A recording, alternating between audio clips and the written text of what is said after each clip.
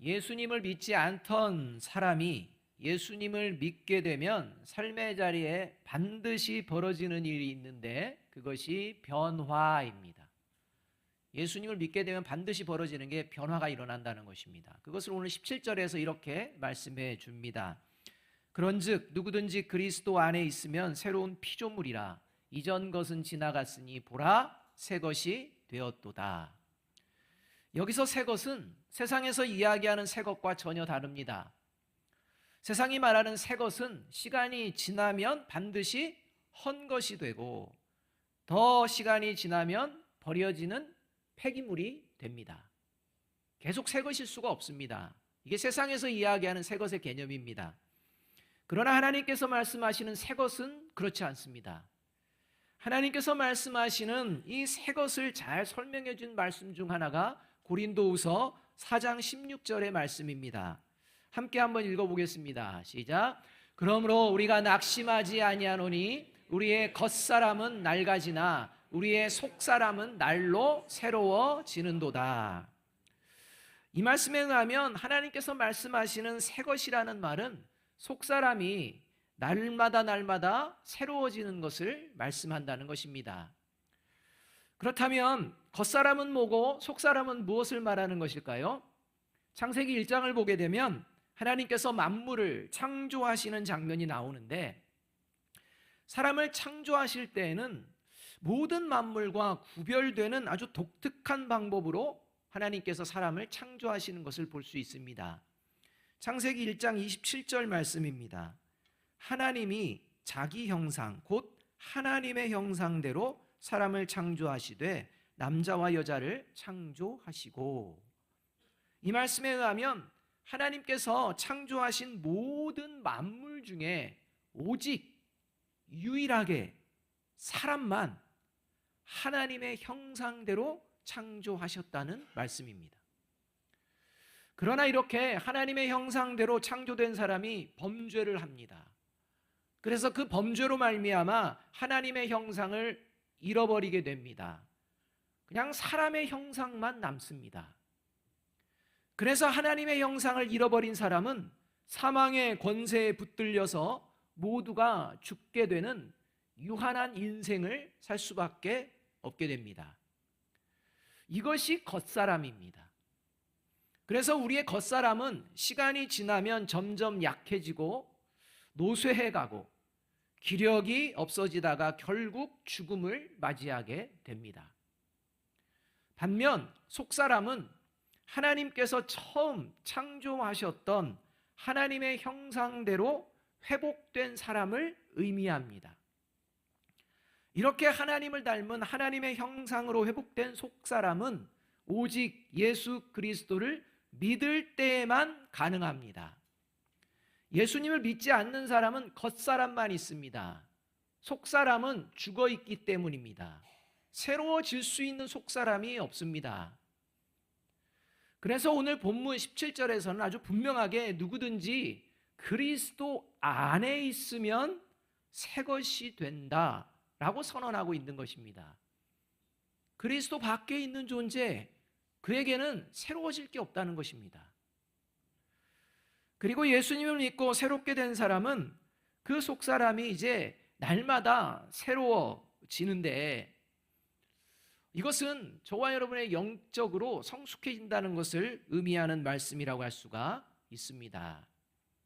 옆에 있는 분들에게 이렇게 좀 얘기해 줍니다. 오늘이 제일 아름다우시네요. 그리고 한마디 더 해줍니다. 속사람이. 여러분, 이 생각을 가지고 살아가는 사람이 그리스도입니다. 저와 여러분이 나 자신을 볼 때 오늘이 제일 아름다운 줄로 믿습니다. 겉사람이 아니라 속사람입니다. 겉사람 아무리 꾸며도 안 됩니다. 예수님 믿지 않는 사람은 아무리 꾸며도 그 모습, 속사람은 새로워질 게 없고 죽어있는 그러한 뿐일 것입니다. 따라 저와 여러분이 하루하루를 시작할 때마다, 거울을 볼 때마다 겉사람을 보는 게 아니라 속사람을 보는 저와 여러분 되어야 할 줄로 믿습니다. 자, 그렇다면 예수님을 믿게 되면 어떻게 속사람이 계속해서 새롭게 변화되어 줄 수가 있을까요? 예수님 믿으면 어떻게 그냥 한 번 속사람이 변화되었다가 점점점 그냥 그 모습 유지하는 게 아니라 날마다 더욱 새로워지는 이런 모습으로 변화되어질 수가 있을까요? 그 이유를 오늘 14절 상반절이 말씀해 주십니다. 같이 한번 읽어보겠습니다. 시작. 그리스도의 사랑이 우리를 강권하시는도다. 예수님을 믿는 사람이 계속해서 속사람이 새로워지는, 날마다 새로워지는 이유는 하나님의 사랑이 강권하기 때문이라는 겁니다. 그래서 강권하다는 것은 붙잡다, 이끌다 이런 표현입니다. 무언가에 이끌린다는 것은 마치 이런 것을 이야기할 수가 있습니다. 자기 마음에 쏙 드는 새 옷을 보았습니다. 보는 순간 그 새 옷에 눈이 고정이 됩니다. 그대로 있지 않습니다. 이제는 그 새 옷에 마음이 붙들리고 자기도 모르게 그 새 옷을 향해 발걸음을 옮깁니다. 그리고 그 옷을 손으로 만져봅니다. 그리고 가격을 봅니다. 그런데 너무 비쌉니다. 그래서 마음에는 쏙 드는데 내가 가진 형편으로는 새 옷을 살 수도 입지도 못하는 경우가 생겨납니다. 새로운 스타일로 이게 망가지는 것 같습니다. 근데 그때 새 옷을 살 수 있는 방법 하나가 생각났습니다. 남편 카드, 아내 카드, 또 카드의 할부 능력, 이런 것들이 생각나서 계산해 보니 사도 됩니다. 충분히 감당할 수 있다는 생각입니다. 그럴 때는 새 옷으로 새 스타일로 변화가 될 수 있습니다. 여러분, 예수님을 믿는 사람의 속사람은 계속해서 새롭게 변화가 됩니다. 그 이유는 내 능력 때문이 아닙니다. 하나님의 능력, 하나님의 사랑에 이끌림을 받으며 살아가기 때문에 날마다 새로워질 수 있습니다. 내 능력에서 나오는 게 아닙니다. 하나님의 사랑에 이끌리기 때문에 반드시 하나님의 능력이 새롭게 합니다. 분명 나 예수님 믿는데 내 삶에는 변화가 없는 것 같아. 그 사람은요, 하나님의 사랑에 이끌리며 살지 않기 때문입니다. 내 생각, 내 능력에 이끌리며 살기 때문입니다. 다른 이유 없습니다. 자, 그렇다면 하나님의 사랑에 이끌리며 살아가면 삶의 자리에서 어떤 일이 벌어질까요? 하나님의 사랑에 이끌리며 살아가고 있는 구체적인 증거는 무엇일까요? 저와 여러분은 과연 지금 예수님을 믿고 하나님의 사랑에 이끌리며 살아가는 그러한 삶을 살아가고 있을까요? 그렇지 않을까요? 오늘 말씀을 통해서 우리가 알 수가 있다는 것입니다. 첫째로 하나님의 사랑에 이끌리며 살아가는 증거는 같이 읽습니다. 시작. 삶의 목적이 완전히 변화되어서 살아가는 것을 말합니다. 사람은 누구나 자신이 원하는 삶을 살아가기 원합니다. 그리고 어떻게 하면 자신에게 유익이 되고 이익이 되는 삶을 살아갈 수 있을지 생각하고 선택하며 살아가게 되어 있습니다. 그러다가 예수님을 믿으면 그 순간부터 삶의 목적이 완전히 바뀌는 변화가 일어납니다. 나 자신의 유익과 이익이 아니라 하나님을 위하여 살아가게 된다는 것입니다. 그래서 15절에서 이렇게 말씀해 주십니다. 함께 읽습니다. 시작. 그가 모든 사람을 대신하여 죽으심은 살아있는 자들로 하여금 다시는 그들 자신을 위하여 살지 않고 오직 그들을 대신하여 죽었다가 다시 살아나신 이를 위하여 살게 하려 함이라. 이것을 로마서 14장 8절에서는 이렇게 말씀해 줍니다. 우리가 살아도 주를 위하여 살고 죽어도 주를 위하여 죽나니 그러므로 사나 죽으나 우리가 주의 것이로다. 이렇게 고백합니다. 자기 자신을 위하여 살아가지 않고 살아도 주를 위하여, 죽는 순간까지도 주를 위하여, 언제나 하나님을 위하여 살아가는 사람, 그가 바로 예수님을 믿고 세월이 지날수록 속사람이 새로워지는 구원받은 그리스도인입니다 라는 말입니다. 그렇다면 이렇게 예수님을 믿음으로 살아도 주를 위하여 죽어도 주를 위하는 마음으로 살아가는 구체적으로 대표되는 모습이 있다면 어떤 모습일까요? 그걸 예수님께서 가르쳐 주십니다. 그러니까 저와 여러분이 하나님의 사랑에 이끌리며 살고 있는, 주를 위하여 살고 죽는 순간까지도 주를 위하여 살아가고자 하는 마음으로 살면 반드시 나타나는 그러한 모습, 대표적인 게 있다는 겁니다. 그걸 예수님께서 제자들에게 가르쳐 주셨습니다. 그 말씀이 요한복음 13장 34절 말씀입니다. 함께 한번 읽어보겠습니다. 시작. 새 계명을 너희에게 주노니 서로 사랑하라. 내가 너희를 사랑한 것 같이 너희도 서로 사랑하라. 이 말씀은 살아도 주를 위하여 죽어도 주를 위하는 마음으로 살아가는 사람은 하나님의 사랑에 이끌리기 때문에, 그 하나님의 사랑이 어떤 사랑인지를 알기 때문에 이 하나님의 사랑으로 다른 사람을 사랑하며 살아가기에 힘쓴다는 것입니다. 하나님의 사랑에 이끌리기 때문입니다. 그리고 다른 사람에게 보여내는 하나님의 사랑, 그 사랑이 어떤 것인지도 너무 잘 압니다. 그래서 그런 사랑을 보여내며 살아가게 된다는 것입니다. 이게 주를 위하여 살아가는 모습입니다. 그것이 바로 고린도전서 13장 4절에서 8절 상반절 이렇게 말씀합니다. 사랑은 오래 참고 친절합니다. 사랑은 시기하지 않으며 뽐내지 않으며 교만하지 않습니다. 사랑은 무례하지 않으며 자기의 이익을 구하지 않으며 성을 내지 않으며 원한을 품지 않습니다. 사랑은 불의를 기뻐하지 않으며 진리와 함께 기뻐합니다. 사랑은 모든 것을 덮어주며 모든 것을 믿으며 모든 것을 바라며 모든 것을 견딥니다. 사랑은 없어지지 않습니다. 여러분, 영원한 없어지지 않는 하나님의 사랑이 저와 여러분을 이끄는데 그 하나님의 사랑을 보여내지 못한다? 있을 수가 없습니다.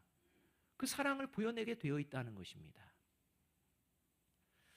지금 저와 여러분은 누구를 위하여 살아가고 있고 어떤 사랑을 사람들에게 보여내며 살아가고 있습니까? 하나님을 위하여 하나님의 사랑을 보여내며 살아가는 사람, 그가 바로 하나님의 사랑에 이끌리며 살아가는 구원받은 그리스도인입니다. 오늘부터 시작되는 저와 여러분의 삶이 이렇게 하나님을 위하여 또 하나님의 사랑을 다른 사람들에게 보여내고자 하는 마음으로 발걸음을 옮기시는 저와 여러분이 되기를 주님의 이름으로 축복합니다. 이게 구원받았다는 증거입니다. 둘째로 하나님의 사랑에 이끌리며 살아가는 증거는 같이 한번 읽어봅니다. 시작. 사람들을 평가하는 기준이 완전히 변화되어서 살아가는 것을 말합니다. 예수님을 믿으면 반드시 변화가 일어나는 것이 있는데 그것이 바로 사람을 평가하는 이러한 평가 기준이 완전히 바뀐다는 것입니다. 예수님을 믿기 전에 사람들을 평가하는 그 모습 버린다는 겁니다. 이건 예수님을 믿는 사람의 모습이 아니지 라고 깨닫고 버린다는 겁니다. 그리고 하나님이 주시는 모습을 회복한다는 것입니다. 16절 말씀 함께 읽습니다. 시작. 그러므로 우리가 이제부터는 어떤 사람도 육신을 따라 알지 아니하노라. 비록 우리가 그리스도도 육신을 따라 알았으나 이제부터는 그같이 알지 아니하노라. 이 말씀은 사도 바울이 예수님을 믿기 전에는 예수님을 포함한 모든 사람을 세상적인 방식과 기준인 외부적인 조건을 가지고 사람들을 평가하며 살았는데 예수님을 믿는 순간부터는 그 어떤 사람도 세상적인 방식과 기준인 외부적인 조건을 가지고 사람들을 평가하지 않으며 살아갔다는 것입니다. 그런 생각이 들 때마다 버렸다는 것입니다. 세상적인 방식과 기준으로 평가하며 살아가는 그 모습을 12절에서는 외모를 자랑하는 것이다 라고 말씀을 합니다. 여러분, 세상은 사람을 외모로 평가합니다. 재산이 어느 정도인지를 따집니다. 어떤 인맥과 어떤 학벌과 어떤 능력을 가지고 있는지, 그 사람이 지금 겉으로 보여지는 그러한 모습들, 이것을 가지고 사람과 사람을 끊임없이 비교하고 평가합니다. 이게 우리가 살아가는 세상의 모습입니다. 사도 바울이 예수님을 믿기 전 그러했다는 것입니다. 사도 바울은 예수님이 율법을 제대로 배우지도 못한 시골 목수 출신이고, 또 같이 다니는 제자들의 그 수준은 평균 이하이면서도 유대 종교 지도자들의 가르침에 거스르는 행동을 하는 이런 형편없는 존재, 더 나아가 유대교를 어지럽히는 악한 존재라고까지 예수님을 여겼습니다. 철저하게 유대 종교자의 기준입니다. 자기들이 살아가는 삶의 기준입니다. 그것으로 예수님을 평가했다는 것입니다. 그래서 예수님은 하나님의 저주를 받아서 십자가에 죽어도 마땅한 존재라고 생각했고, 그런 예수님을 믿고 따르는 그리스도인들 역시 죽어 마땅한 형편없는 존재라고 생각하며 살았습니다. 여러분, 저와 여러분의 생각에 죽어 마땅한 존재가 있습니까? 없습니까? 여러분, 깊이 생각해 보셔야 합니다. 사도 바울은 그렇게 살았다는 겁니다. 저건 내가 보니까 죽어 마땅한 존재야. 저 인간 형편없는 존재야. 이런 기준이 있다는 겁니다. 근데 예수님을 믿고 나서 그 기준이 완전히 바뀌었다는 것입니다. 그래서 예수님을 믿은 후 그가 가지고 있던 모든 지식이 새롭게 변화되었다고, 사람을 평가하는 기준이 완전히 바뀌게 되었다고 골로새서를 통해서 말씀하는 장면을 우리가 볼 수가 있습니다. 골로새서 3장 10절과 11절 말씀입니다. 이렇게 말씀합니다. 새 사람을 입었으니 이는 자기를 창조하신 이의 형상을 따라 지식에까지 새롭게 하심을 입은 자니라. 거기에는 헬라인이나 유대인이나 할레파나 무할레파나 야만인이나 스구디아인이나 종이나 자유인이 차별이 있을 수 없나니 오직 그리스도는 만유시요 만유 안에 계시니라. 이 말씀에 의하면 예수님을 믿는 사람은 지식이 완전히 새롭게 변화되었다는 것입니다. 그래서 과거에 원수와 같고 무식하고 형편없는 사람들, 차별받아도 마땅한 사람들이라고 생각했던 사람들도 예수님 안에서는 똑같이 차별 없이 귀하고 존중받기에 합당한 존재라는 것입니다. 여러분, 그러면 예수님을 믿지 않는 사람은 마땅히 죽어도 괜찮을까요? 그게 아닙니다. 그 사람이 예수님을 믿게 될지 안 믿게 될지 우리가 알 수가 있습니까? 없습니까? 없습니다. 그렇기 때문에 저와 여러분이 지금 판단하고 평가하는 형편없는 존재일지라도 그가 예수님을 믿게 된다면, 예수님 안에 있게 된다면 그는 귀하고 소중한 존재로 하나님께서 여기시듯이 저와 여러분이 오늘 그 존재를 그렇게 여기며 살아가게 된다는 것입니다. 그래서 빌립보서 3장 4절에서 7절까지 사도 바울은 예수님을 믿기 전과 예수님을 믿은 후 자신이 달라진 모습을 생생하게 고백합니다. 그러나 나도 육체를 신뢰할 만하며 만일 누구든지 다른 이가 육체를 신뢰할 것이 있는 줄로 생각하면 나는 더욱 그러하니 나는 8일 만에 할례를 받고 이스라엘 족속이요 베냐민 지파요 히브리인 중에 히브리인이요 율법으로는 바리새인이요 열심으로는 교회를 박해하고 율법의 의로는 흠이 없는 자라.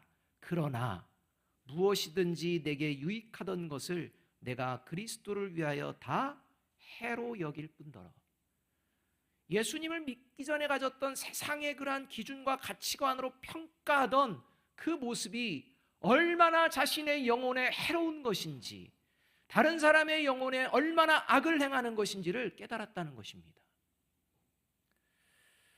자, 지금 저와 여러분은 내 가족을 포함해서 다른 사람들을 어떤 마음으로 바라보며 살아가고 계십니까? 세상적인 방식과 기준인 겉모습을 바라보며 평가하고 계십니까? 아니면 하나님이 주신 새로운 지식으로 바라보고 계십니까? 하나님을 위하여 살아가는 사람은 결코 사람을 세상의 기준과 방식으로, 겉모습으로, 외모로 평가하지 않습니다. 그 사람이 어떤 사람이든지 하나님이 구원하시기를 원하는 사람이라고 생각하며 살아갑니다. 그리고 나와 같이 예수님을 믿고 영원한 생명을 얻고 누리며 살아가기를 바라는 마음으로 상대방을 바라보며 살아갑니다. 그가 바로 하나님의 사랑에 이끌리며 살아가는 구원받은 그리스도인입니다. 오늘부터 시작되는 저와 여러분의 발걸음이 세상에 사람을 향한 평가의 기준은 버리고 하나님이 기뻐하시는 마음으로 회복되어지고 새로워져서 나아가기를 주님의 이름으로 축복합니다. 세 번째로 하나님의 사랑에 이끌리며 살아가는 증거는 같이 한번 읽습니다. 시작. 사람들과 관계를 맺는 방식이 완전히 변화되어 살아가는 것을 말합니다. 여러분, 예수님을 믿으면 삶의 목적이 바뀝니다. 삶의 목적이 바뀌면서 사람들을 대하고 평가하는 기준도 바뀝니다. 그러다 보니까 반드시 사람과 관계를 맺는 방식도 바뀌게 됩니다. 예수님을 믿지 않는 사람들이 사람들과 관계를 맺는 방식은 자기가 사랑하고 싶은 사람만 사랑하고, 자기가 어울리고 싶은 사람하고만 어울리고, 자기가 잘 지내고 싶은 사람하고만 잘 지내면 됩니다. 철저하게 모든 것이 자기 자신 기준입니다. 그런데 예수님을 믿으면 그 마음이 완전히 바뀝니다. 왜냐하면 하나님은 이 세상의 모든 사람들과 화목하기를 원하시는 하나님이시라는 것을 깨닫게 되기 때문입니다. 여러분, 하나님께서 이 세상에 있는 사람 중에 너하고는 화목하고 싶지 않다, 너는 내가 화목하고 싶다, 이런 마음을 가지신 하나님이 아닙니다. 세상의 모든 사람들과 화목하기를 원하시는 하나님이라는 겁니다. 그래서 18절과 19절 이렇게 말씀해 주고 있는 것입니다. 모든 것이 하나님께로서 났으며 그가 그리스도로 말미암아 우리를 자기와 화목하게 하시고 또 우리에게 화목하게 하는 직분을 주셨으니 곧 하나님께서 그리스도 안에 계시사 세상을 자기와 화목하게 하시며 그들의 죄를 그들에게 돌리지 아니하시고 화목하게 하는 말씀을 우리에게 부탁하셨느니라. 이 말씀은 하나님께서 이 세상의 모든 사람들이 죄가 많든 적든, 그 죄가 아주 중한 죄이든 아니면 가벼운 죄이든 상관하지 않으시고 사랑하신다는 말씀입니다. 그리고 예수님을 통해 용서하시고 영원한 생명을 주시기 원하신다는 것입니다. 그리고 그것을, 그 하나님의 마음을 알고 보여내며 살아가는 사람이 바로 예수님을 믿는 사람들이라는 것입니다. 예전에는 자녀가 친구와 막 투닥투닥하고 막 싸우고 오면 부모님들이 뭐라고 가르쳤나요? 친구들과 사이좋게 지내. 그래도 친구들과 사이좋게 지내야지, 이렇게 가르쳤습니다. 근데 요즘 시대는요, 자녀가 친구가 투닥거리고 뭐 맞고 오고 막 이렇게 해가지고 막 이야기를 하면 부모님들이 뭐라고 할까요? 바보같이 왜 맞고 다니냐, 이런 식입니다. 여차하면 내가 가서 때려줄게, 뭐 이런 마음입니다. 점점 더 다툼과 갈등을 부추기는 악한 시대가 되어지고 있다는 것입니다. 그런 것을 당연히 여기는 시대가 되어지고 있다는 것입니다. 이러한 시대 가운데 예수님을 믿는 사람들이 이 세상 사람들과 관계를 맺으며 살아가는 모습, 이 모습을 하나님께서 이렇게 가르쳐 주십니다. 마태복음 5장 44절, 로마서 12장 14절, 18절 말씀입니다. 우리 함께 한번 읽어보겠습니다. 시작. 나는 너희에게 이르노니 너희 원수를 사랑하며 너희를 박해하는 자를 위하여 기도하라. 너희를 박해하는 자를 축복하라. 축복하고 저주하지 말라. 할 수 있거든 너희로서는 모든 사람과 더불어 화목하라. 믿으십니까?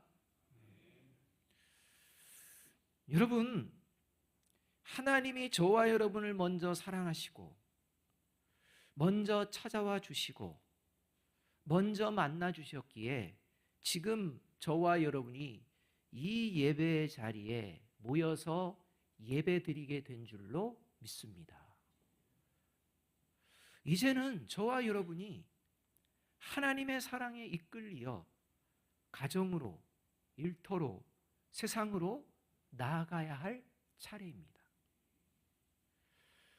바라기는 오늘부터 다시 속사람이 새로워져서 하나님을 위하는 마음으로 외모만을 자랑하는 세상 평가 기준을 버리고 모든 사람이 구원받기를 원하는 마음을 가지고 하나님이 보여주시는 이 화목을 다른 사람과 이루어가며 살아가기를 힘쓰는 저와 여러분이 되시기를 주님의 이름으로 축복합니다.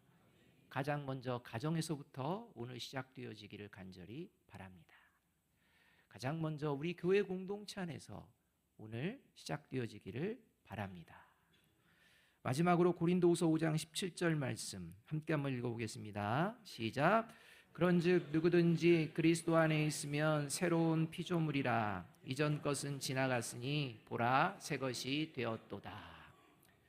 이제 하나님의 사랑에 이끌려 나갈지 아니면 그래도 내 생각 내 고집대로 나아갈지 그 선택은 저와 여러분에게 있습니다. 바라기는 하나님의 사랑에 붙들리고 이끌리며 나아가는 저와 여러분이 되시기를 주님의 이름으로 축복합니다. 기도하겠습니다.